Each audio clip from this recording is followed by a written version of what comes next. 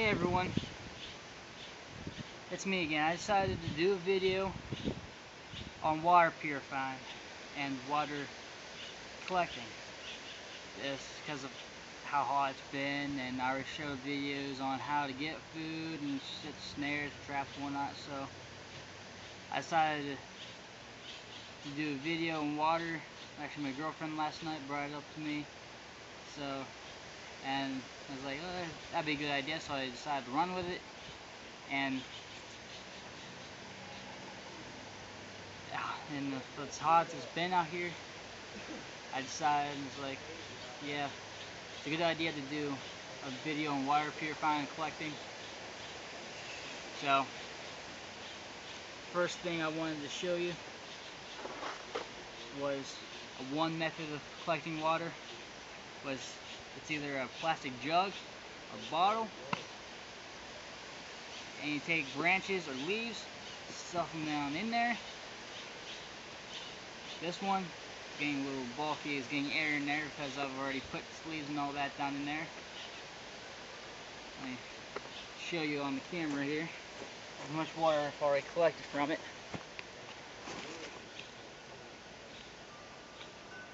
I got a good bit of water in there already. What I did was take branches of leaves and stuff them down in there. Take one out and shove it down in there and show you. See, it's wet because it's been giving off oxygen. It's already dying on me already because of the water coming out of it. So all I did was just take it, stuff it down in there. That smells. Put it down in there, close the lid up, boom. Now I did not have a bottle, so I used a tea jug, an empty tea jug that wasn't being used, so I decided to use that. You can use, just any plastic bottle. One key thing to remember is make sure this top is sealed, or else your water is going to evaporate away and you're not going to have water down in there. And it's brown because it's a tea jug, and I tried to wash it out as best as I could before I put it in here, but you're never going to get it 100%. So that's one method of collecting water. So another reason why I decided to run with the water idea is in any survival situation, even at home, in your own home. So water is a key factor. If you don't have water, you can go 30 days without food, but you can't go 3 days or so without water. You will hydrate, you will dehydrate, and you can get heat stroke from not hydrating. First symptoms of heat stroke: you start feeling cold, you start covering yourself up. You feel like it's winter out, but it's actually you're getting the signs of heat stroke, and your life is pretty much miserable at that point, and it takes 2 days to recover from it. I haven't been through it myself, but I've known people that have been, and they've told me about it, and I don't want to be through that. So make sure you're staying well hydrated, even at home, because if you don't, you pretty much will be screwed. For lack of a better term, you will be screwed.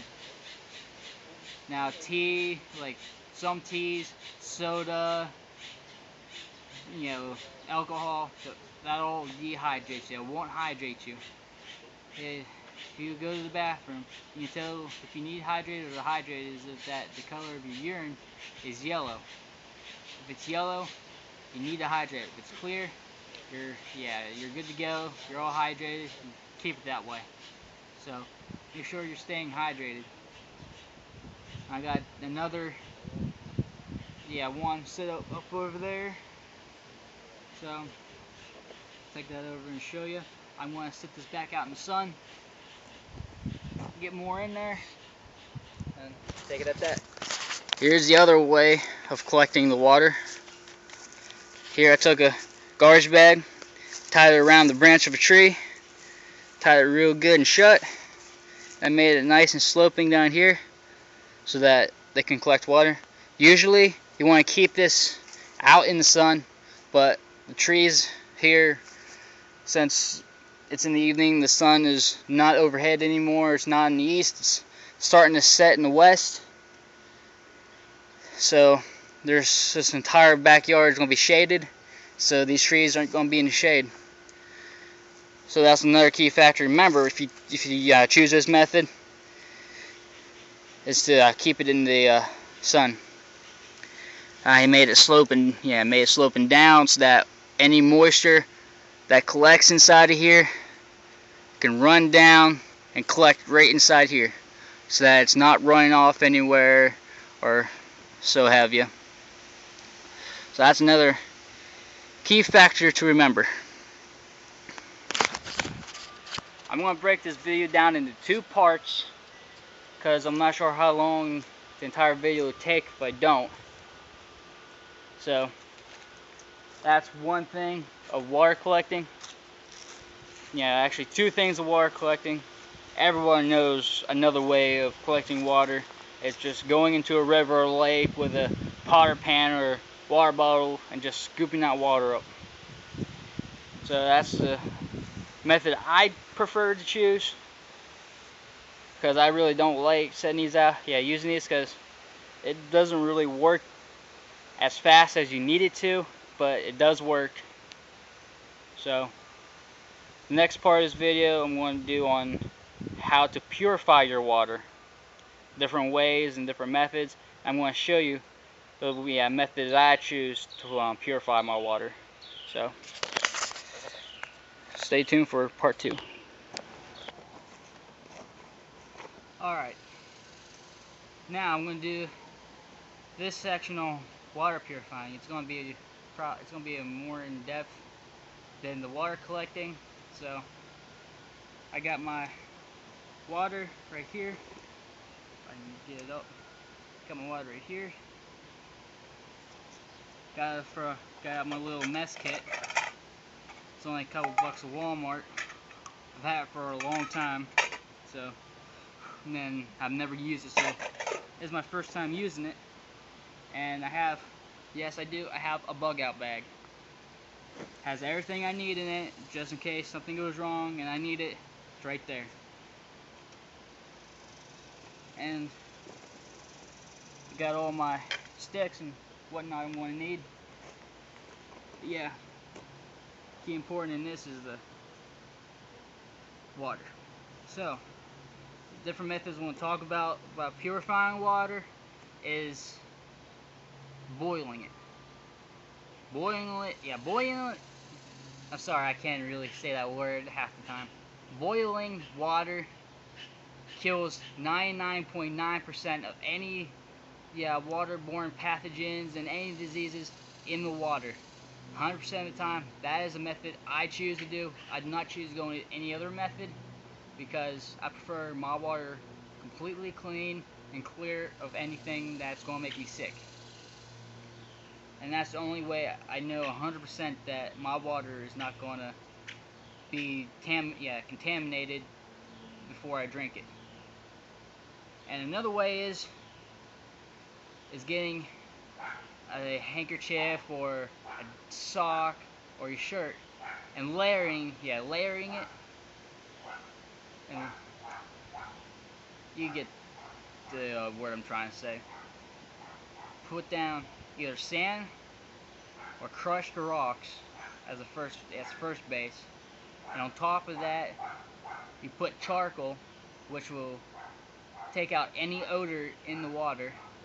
Then on top of the charcoal you put on top put big rocks on top of that, and each layer, if your shirt can take it, I would say the safest, put each layer probably inch thick, inch deep for each layer, just to make sure that it killed everything. So that's another way of filtering your water of anything that might be in it. Put sand or crushed rocks first, then another layer on top of that, put another inch of charcoal from your fire, which will take out any odor. And on top of that, put a layer of big rocks. So, what I'm going to do, what I choose to do, is boiling my water. So that's what I'm going to do here for you. I got bricks, I can make a small stove. And I got my kindling, my fire sticks, and stuff I'm going to need. So, I also got my water. So I'm going to do that for you now. I'm going to kick out this dirt with my foot. So I got a nice spot to choose. I'm going to angle the camera down so you can see what I'm doing.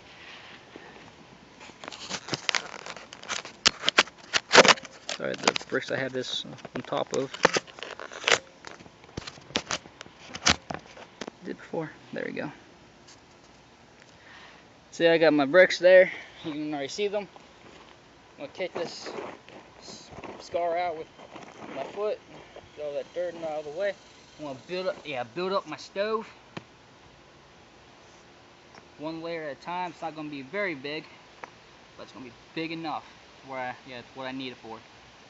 And this stove will contain a fire so that it don't burn out of control, because it is really dry down here and I don't want anything to catch on fire. So this is another way to contain it. Make sure there's no cracks or nothing that embers can fly out of. Plug that up with a small rock. Small flat rock. There we go. That'll work perfectly. Build it up.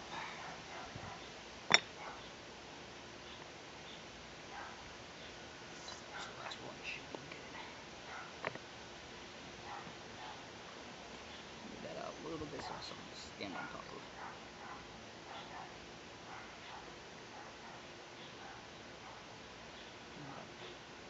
Balance it now because it's really uneven.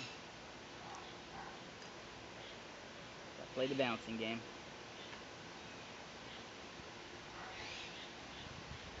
Then I'm going to take these two bricks with the holes in the top where the fire and the heat's going to come out through. Take these. I'm going to angle these in first so that I can sit across it. Small one in front because closest. And put the big one in the back. There. My water's going to sit on top of that. Heat's going to come up through these holes in the brick. Hope these bricks don't crack on me. So we don't really need these bricks here anyways. But I'm just hoping they don't crack on me during the process of boiling and purifying my water. Now, I got my kindling and twigs I'm going to need to make it. We need to make the fire. It's going to be a small fire, it's not going to be a big fire. Not supposed to be a big fire. Kindling fire on top of that.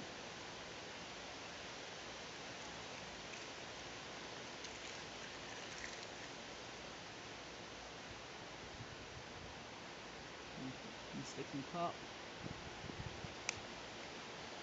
Let that go. Get my bug out bag and get my tools you want to need.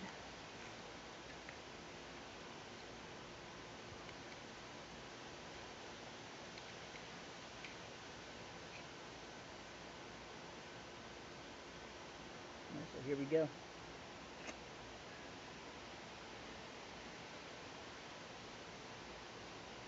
That started beautifully.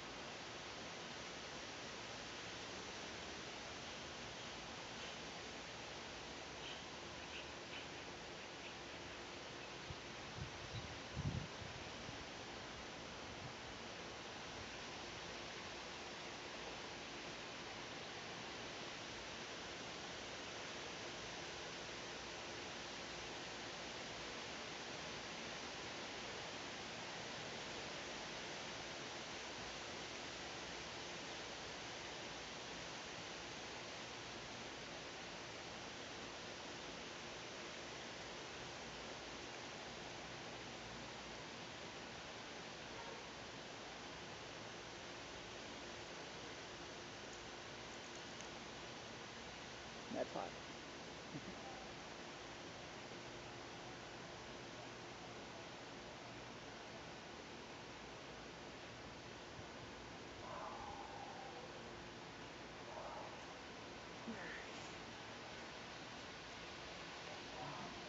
Working too.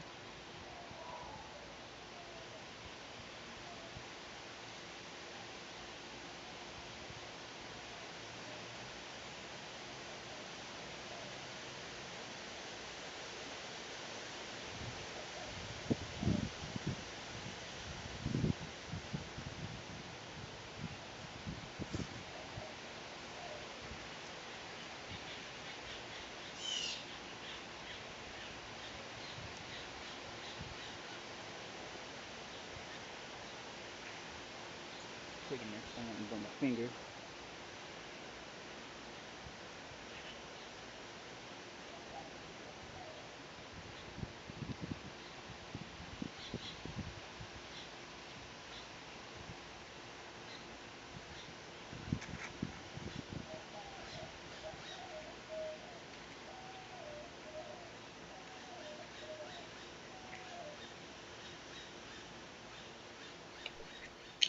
At this point in my video, I didn't realize my camera died until I had my fire going and it was too late.